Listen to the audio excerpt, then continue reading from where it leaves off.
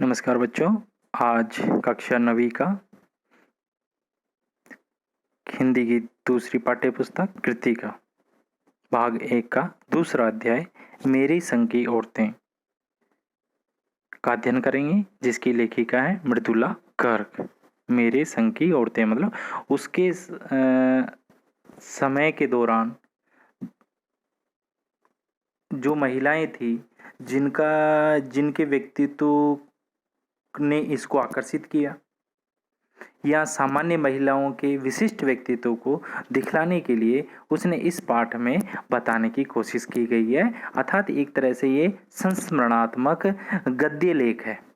एक तरह से संस्मरणात्मक गद्य लेख मतलब याद किया गया एक लेख है, जिसको लेखिका ने यहाँ बताने की कोशिश की गई है, जो उसके जीवन से जुड़ी हुई है। आप भी देखते हैं। अब मृदुला गर्ग के बारे में जानना जरूरी है। हिंदी की समकालीन कथा लेखिका मृदुला गर्ग का जन्म वर्ष 1938 में कलकत्ता में हुआ। अर्थशास्त्र में स्नातकोत्तर यानी इकोनॉमिक्स में स्नातकोत्तर एमए की उपाधि प्राप्त करने के पश्चात उन्होंने अध्यापन कार्य किया, पढ़ाया। अध्ययन और अध्यापन में अंतर होता है बेटा। अध्ययन होता है पढ़ना, अध्यापन होता है पढ़ाना। अतः उन्होंने शिक्षण कार्य किया। वर्ष 1974 में स्वतंत्र लेखन कार्य करने लगी। उनके उपन्यास एवं कहानियों में विविधता तथा नयापन है। उन्होंने अपने कथा साहित्य में महिलाओं एवं बच्चों की समस्या पर विचार प्रकट किए। उन्होंने अपने कथा साहित्य में महिलाओं और बच्चों की समस्याओं पर विचार प्रकट किए। इसके पिताजी ने इसे जब भारत आज़ाद हुआ था उस समय इसे एक पढ़ने की ब्रदर्स कामजोर की पुस्तक दी थी पढ़ने की। उसमें बच्चों पर अत्याचार का वर्णन किया गया, तो उसके जीवन पर वो प्रभाव हमेशा पड़ा रहा। तो उस ब्रदर्स कामजोर जो उपन्यास था उसकी जो झलक थी इसकी हर साहित्य में देखने को मिलती है। तो यहाँ पे पहले ही लिख दिया, उन्होंने लिखा हुआ है यहाँ पर। उन्होंने अपने कथा साहित्य महिलाओं और बच्चों की समस्याओं पर विचार प्रकट किए। मृदुला गर्ग की प्रमुख कृतियां हैं, जो कृतियां प्रमुख हैं उसमें मुख्य हैं उनके हिस्से की धूप, चितकोबरा, कठगुलाब, ये उपन्यास है। ये 3 तो उपन्यास है। उनके हिस्से की धूप, चितकोबरा, कठगुलाब। निबंध संग्रह कौन से? रंग ढंग चुकते नहीं सवाल। रंग ढंग चुकते नहीं सवाल। उन्हें वर्ष 1913 में मिलजुल मन उपन्यास के लिए साहित्य अकादमी पुरस्कार से भी प्रदान किया गया। मतलब मिलजुल मन उपन्यास के लिए साहित्य अकादमी पुरस्कार से उन्हें नवाजा गया, पुरस्कृत किया गया। मृदुला गर्ग की भाषा में तीखा व्यंग है। क्या है? तीखा व्यंग। उनका पुरुष प्रधानता विरोधी दृष्टिकोण काफी चर्चित और विवादास्पद रहा है। मतलब उनका पुरुष प्रधानता के विरोधी दृष्टिकोण है, मतलब पुरुषों के उसमें विरोध किया है और व्यंग के माध्यम से विरोध किया है। तो उनकी भाषा में व्यंग है, तीखा व्यंग है। किसके प्रति है? पुरुष प्रधान जो प्रथा चली आ रही है, जो मान्यता चली आ रही है, जो समाज में उनकी इंपॉर्टेंस दी जाती है, उसके प्रति उन्होंने व्यंग किया। आगे देखते हैं पाठ में क्या है, रूपरेखा क्या है। मृदुला गर्ग द्वारा रचित यह पाठ एक संस्मरणात्मक गद्य लेख है। संस्मरणात्मक याद करके लिखा गया लेख है। इसमें लेखिका ने अपने परिवार की औरतों के व्यक्तित्व और स्वभाव पर प्रकाश डालने का प्रयास किया है। इसमें लेखिका ने अपने परिवार की औरतों के व्यक्तित्व और उनके स्वभाव पर प्रकाश डालने का प्रयास किया। याद रह जाएगा। और मेरे संग मतलब उसकी परिवार की जो औरतें थे उनके व्यक्तित्व और स्वभाव पर याद रह जाएगा, उनके नेचर पर और उनकी पर्सनैलिटी पर प्रकाश डालने का प्रयास किया है। यह पाठ उन महिलाओं पर केंद्रित है जिन महिलाओं ने परंपरागत तरीके से जीवन यापन करते हुए भी लीक से हटकर जीवन जिया है। इंपॉर्टेंट है कि जिन महिलाओं ने परंपरागत तरीके से जीवन यापन करते मतलब परंपरागत तरीके से जीवन यापन किया है परंतु लीक से हटकर जीवन जिया है उन महिलाओं पर केंद्रित है पाठ। मतलब परंपरागत से जीवन जीने का विरोध नहीं किया, परंतु कुछ हटकर, लीक से हटकर जीवन जीने पर इन्होंने बल दिया है। यह एक संदेश देता है कि परंपरा का निर्वाह करना और लीक से हटकर जीवन यापन करना दोनों के बीच कोई विरोधी संबंध नहीं है। मतलब परंपरा का निर्वाह करना चाहिए और लीक से हटकर जीवन यापन करना चाहिए। इनमें कोई विरोध नहीं होना चाहिए, इनमें परस्पर विरोधी संबंध नहीं है। ठीक है, तो इन्होंने ये किया, परंपरा का निर्वाह करना चाहिए और अपनी लीक से हटकर जीवन यापन जीने का सिद्धांत अपनाना चाहिए, उसके बारे में इन्होंने बताया है। आगे देखते हैं। शुरू से चलते हैं इसकी नानी की बातों से, लेखिका की नानी से चलते हैं कि इसकी नानी कैसी थी, नाना कैसा थे, उनकी माँ के बारे में उनकी नानी के क्या विचार थे। मतलब ननिहाल से चलते हैं और अपने इसके ससुराल तक में आएंगे। देखिए, लेखिका की स्मृति में उसकी नानी, लेखिका की स्मृति में उसकी नानी, स्मृति में यानी स्मृतियों में यानी संस्मरण में, यादों में उसकी नानी, पहला पॉइंट है इसका, लेखिका की स्मृतियों में उसकी नानी।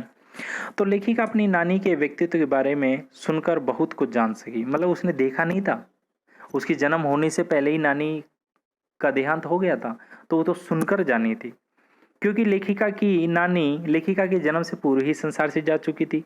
लेखिका की नानी की कहानियां लेखिका नहीं सुन सकी, परंतु लेखिका लोगों के लिए कहानियां लिखती है। नानी से कहानियां नहीं सुनी, परंतु लेखिका लोगों के लिए कहानियां लिखती है। लेखिका की नानी के जीवन की कहानी भी रहस्यमयी है। लेखिका की नानी के जीवन की कहानी भी रहस्यमयी है। कैसी है? रहस्यमयी है। लेखिका अपनी नानी के बारे में जो कुछ समझ सकी थी वह इस प्रकार था कि वे एक परंपरावादी, अनपढ़, पर्दानसी महिला थी। एक परंपरा का निर्वाह करने वाली थी, अनपढ़ थी, पर्दानसी यानी घूंघट निकाला करती थी वो। उनका विवाह एक ऐसे व्यक्ति से हो गया जो विलायत संस्कृति से बहुत प्रभावित थे। मतलब विलायत संस्कृति के से बहुत प्रभावित थे, मतलब अंग्रेजी तौर तरीके से जीवन यापन वो करते थे, उससे उनका विवाह हुआ।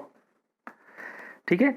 और उनके पति यानी उनके नाना जी कैम्ब्रिज विश्वविद्यालय से बैरिस्टर यानी वकालत पढ़कर आए थे और अंग्रेजी रहन सहन के कारण के अनुसार ही जिंदगी जीने लगी। मतलब उसी तरह की शान शौकत से वो जिंदगी जीने लगे। और लोग कहते हैं कि अंग्रेजों के क्या थे? फर्मदार थे। अंग्रेजों के क्या थे? फर्मदार थे। मतलब उनकी आज्ञाओं को पालन मानने वाले थे, मतलब उनकी तरह ही जीवन करने वाले थे। पर नानी पर इसका कोई असर नहीं हुआ, परंतु नानी पर इसका कोई असर नहीं हुआ। वे अपने तरीके से जीवन जीती रही। उन्होंने पति की जीवन शैली का कभी विरोध नहीं किया, कभी विरोध नहीं किया। नानी ने मौत को करीब पाकर अपने पति को कहकर बुलाया। अपनी पता लगा नानी की तबीयत खराब हो रही है, तो करीब पाकर, मौत को करीब पाकर अपने पति से कहकर उनके मित्र प्रसिद्ध क्रांतिकारी प्यारेलाल शर्मा को बुला लिया।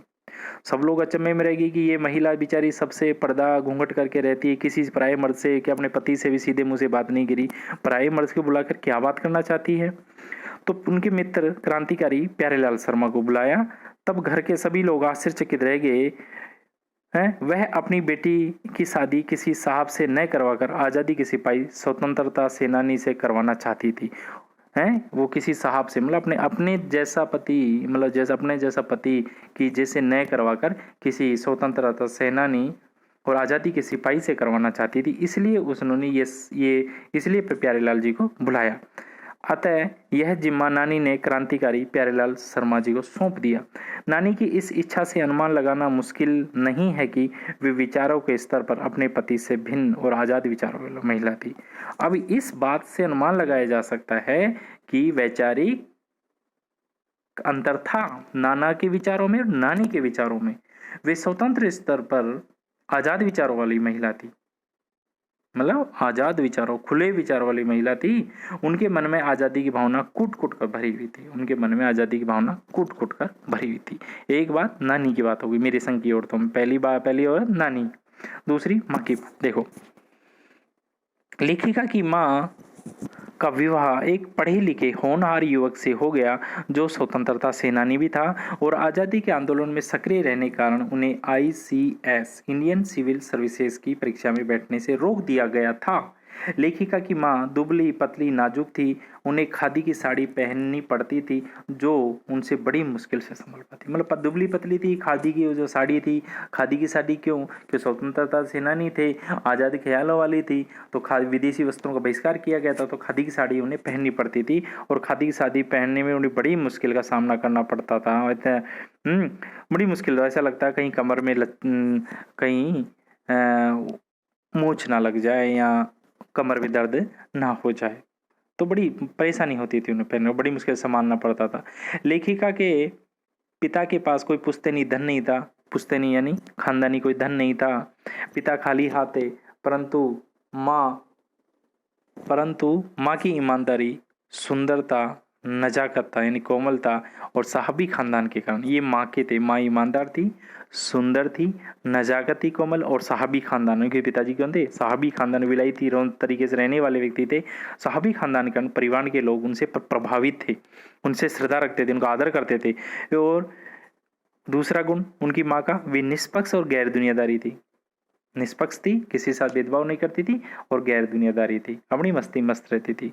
इसलिए कोई उनके घर के सामान्य कामकाज की उम्मीद भी नहीं करता था। इसलिए कोई घर के सदस्यों ने घर के जो सामान्य कामकाज उसकी उम्मीद भी नहीं करता था। उनकी केवल सलाह पर ली जाती थी, उनकी केवल सलाह ली जाती थी। लेखिका ने अपनी माँ को भारतीय माँ जैसा नहीं पाया। वे बच्चों के खान पान में भी अधिक रुचि नहीं लेती थी। मतलब अपने भारतीय माँ जैसा नहीं देखा जो बच्चों के खान पान का ध्यान रखे, वो ऐसे भी नहीं, वो अधिक रुचि नहीं लेती थी। उन्हें किताब पढ़ने, संगीत पढ़ने का बहुत शौक था। उनके व्यक्तित्व में दो ऐसी विशेषता थी जिसके कारण अन्य लोग उनसे प्रभावित थे, उनका आदर करते थे। ये बात याद रखना। पहला, वो कभी झूठ नहीं बोलती थी। दूसरा, एक की गोपनीय बात, एक की जो पर्सनल बात थी वो दूसरे सामने प्रकट नहीं करती थी। पहला, कभी झूठ नहीं बोलती थी। दूसरा, एक की गोपनीय बात को दूसरे सामने प्रकट नहीं करती थी।